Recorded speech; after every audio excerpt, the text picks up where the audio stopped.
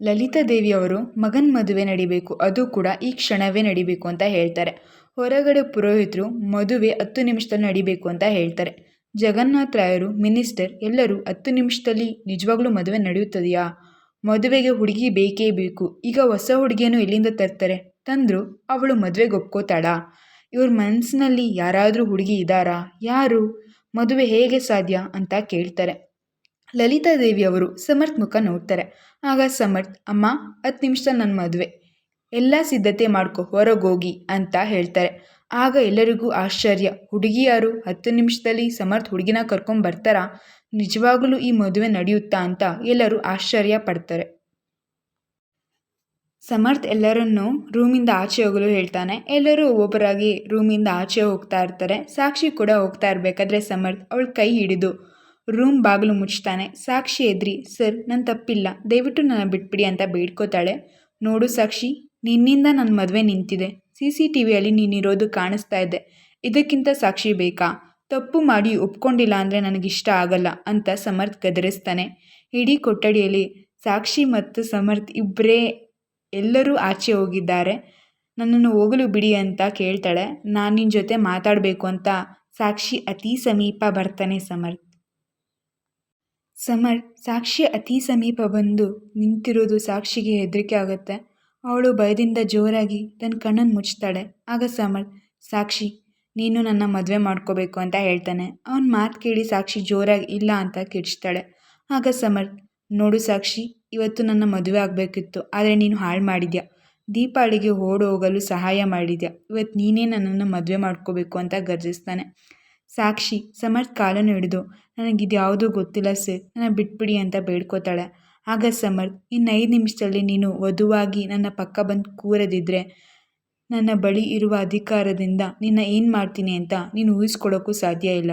ನಿನ್ನ ಬಡ ತಂದೆ ತಾಯಿ ಇಬ್ಬರೂ ಚೆನ್ನಾಗಿರಬೇಕು ಅಂತ ಆಸೆ ಇದ್ದರೆ ಇನ್ನು 5 ನಿಮಿಷದಲ್ಲಿ ನನ್ನ ಪಕ್ಕ ಬಂದು ಕೂರಬೇಕು. ಇಲ್ಲ ಅಂದರೆ ನಾನೇನು ಮಾಡ್ತೀನಿ ಅಂತ ನಿನಗೆ ತೋರಿಸ್ತೀನಿ ಅಂತ ಸಮರ್ಥ್ ಹೇಳಿ ರೂಮಿಂದ ಆಚೆ ಹೋಗ್ತಾನೆ.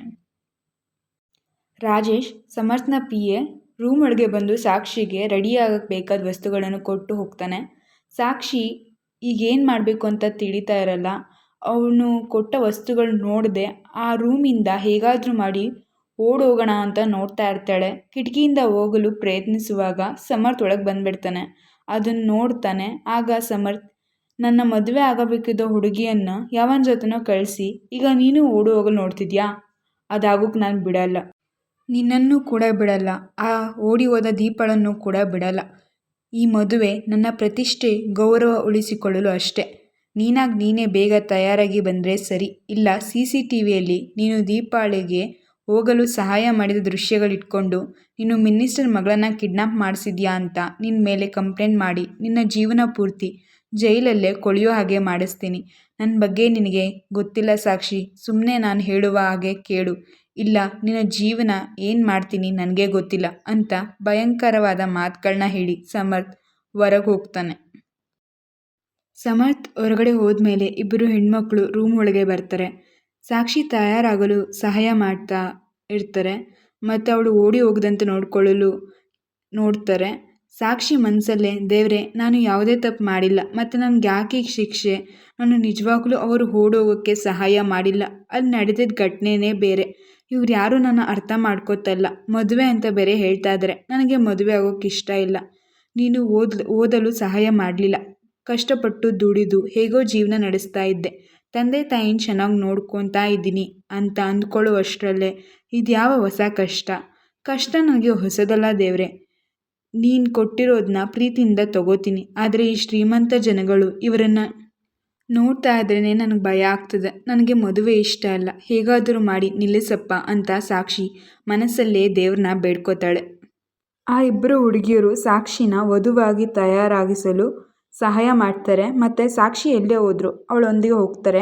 ಆ ಇಬ್ಬರು ಹೆಣ್ಮಕ್ಳು ಬಳಿ ಸಾಕ್ಷಿ ಬೇಡ್ಕೋತಾಳೆ, ನನ್ನ ಬಿಟ್ಬಿಡಿ, ನನ್ನ ತಪ್ಪೇನೂ ಇಲ್ಲ ಅಂತ. ಆದರೆ ಸಾಕ್ಷಿ ಕಡೆ ಅವರು ಗಮನ ಕೊಡ್ತಾ ಇರಲಿಲ್ಲ. ಅವರು ಸಾಕ್ಷಿಯನ್ನು ತಯಾರು ಮಾಡುವ ಕೆಲಸದಲ್ಲಿ ಬ್ಯುಸಿಯಾಗಿದ್ದರು. ಸಮರ್ಥ್ ಬಂದು ಸಾಕ್ಷಿಯನ್ನು ಬಲವಂತವಾಗಿ ಮದುವೆ ಮಂಟಪಕ್ಕೆ ಎಳ್ಕೊಂಡು ಹೋಗ್ತಾನೆ. ಸಾಕ್ಷಿ ಅವನ ಕೈ ಕೊಡುವಿ, ನನಗೆ ನಿಮ್ಮನ್ನು ಮದುವೆ ಆಗಲು ಇಷ್ಟ ಇಲ್ಲ, ನನ್ನ ಬಿಟ್ಬಿಡಿ, ನನ್ನ ತಪ್ಪಿಲ್ಲ ಅಂತ ಹೇಳ್ತಾ ಇದ್ದೀನಿ ತಾನೆ, ಮತ್ತ್ಯಾಕೆ ನನಗೆ ತೊಂದರೆ ಕೊಡ್ತಾ ಇದ್ದೀರಾ ಅಂತ ಧೈರ್ಯ ಮಾಡಿ ಕೇಳ್ತಾಳೆ. ಆಗ ಸಮರ್ಥ್ ಅವಳ ಜೊತೆ ಏನೂ ಮಾತನಾಡದೆ ಅವಳನ್ನು ಹಸೆಮಣೆ ಮೇಲೆ ಎಳ್ಕೊಂಡು ಹೋಗಿ ಅವಳನ್ನು ಕೂರಿಸ್ತಾನೆ.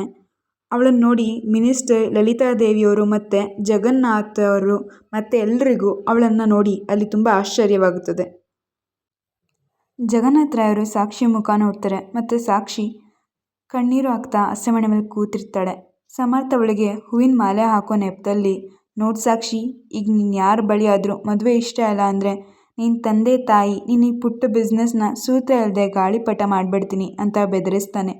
ಅಲ್ಲಿರುವ ಎಲ್ಲರೂ ಸಾಕ್ಷಿಗೆ ಯಾವ ಸಹಾಯವೂ ಮಾಡಲ್ಲ ಅಂತ ಅವಳಿಗೆ ಗೊತ್ತಾಗುತ್ತೆ.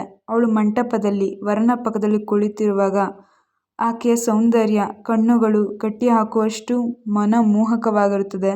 ಸೀರೆ ಹಸಿರು ಬಣ್ಣವು ಆಕೆಯ ಮುಖದ ಕಾಂತಿನ ಇನ್ನಷ್ಟು ಹೆಚ್ಚಿಸಿ ಅವಳನ್ನು ದೇವತೆಯಂತೆ ಕಾಣ್ತಾ ಇರ್ತಾಳೆ. ಅವಳ ಮುದ್ದಾದ ನೋಟ ಮತ್ತು ಕಣ್ಣಿನ ಮೆರುಗು ಎಲ್ಲ ಸೇರಿ ಆ ಕ್ಷಣ ಅಪ್ರತಿಮಳ ಕಾಣಿಸ್ತಾಳೆ. ಅಲ್ಲಿರುವ ಜನರಿಗೆಲ್ಲ ಇವಳ ಅಂದನ ಹೊಗಳ್ತಾ ಇರ್ತಾರೆ. ದೀಪ ಓಡಿ ಹೋಗಿದ್ದನ್ನು ಎಲ್ಲರೂ ಮರೆತು ಹೋಗಿರ್ತಾರೆ ಇವಳ ಅಂದ ನೋಡಿ. ಅಲ್ಲಿ ಇರುವವರು ಯಾಕೆ ಹೀಗೆ ಮಾಡ್ತಿದ್ದೆ ಸಮರ್ಥ್ ಅಂತ ಅವನನ್ನು ಪ್ರಶ್ನಿಸಲು ಮುಂದೆ ಬರಲಿಲ್ಲ. ಒಂದು ಹೆಣ್ಣಿನ ಜೀವನ ಯಾಕೆ ಹಾಳು ಮಾಡ್ತಿದ್ಯಾ ಅಂತ ಯಾರೂ ಕೇಳಲಿಲ್ಲ. ಯಾಕಂದರೆ ಸಮರ್ಥ್ ಸಾಮರ್ಥ್ಯ ಎಲ್ಲರಿಗೂ ತಿಳಿದಿತ್ತು.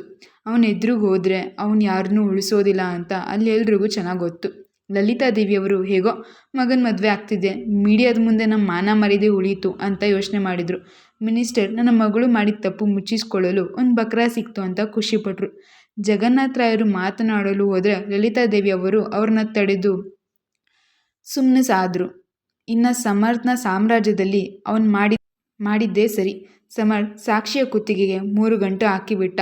ಸಾಕ್ಷಿ ತನ್ನ ಕಣ್ಣೀರಿನೊಂದಿಗೆ ಯಾವ ತಪ್ಪು ಮಾಡಿದೆ, ನನಗೆ ಯಾಕೆ ಶಿಕ್ಷೆ, ಯಾವ ತಪ್ಪಿಗೆ ಶಿಕ್ಷೆ ಅಂತ ಕಣ್ಣೀರಿಡುತ್ತಾ ಕುಳಿತಿರ್ತಾಳೆ. ಅಲ್ಲಿ ಬಂದಿದ್ದ ಮೀಡಿಯಾದವರು ಸಮರ್ಥ್ ಮತ್ತು ಸಾಕ್ಷಿ ಮದುವೆ ಕವರೇಜ್ ಮಾಡಿಕೊಂಡ್ರು.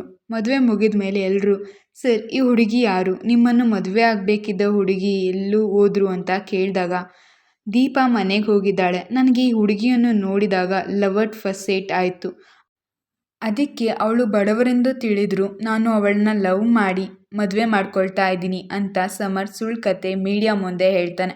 ಎಲ್ಲರಿಗೂ ನಿಜ ಏನು ಅಂತ ತಿಳಿದಿದ್ದರೂ ಅವನು ಹೇಳಿದ ಕತೆ ನಂಬಿದಂತೆ ನಟಿಸ್ತಾರೆ.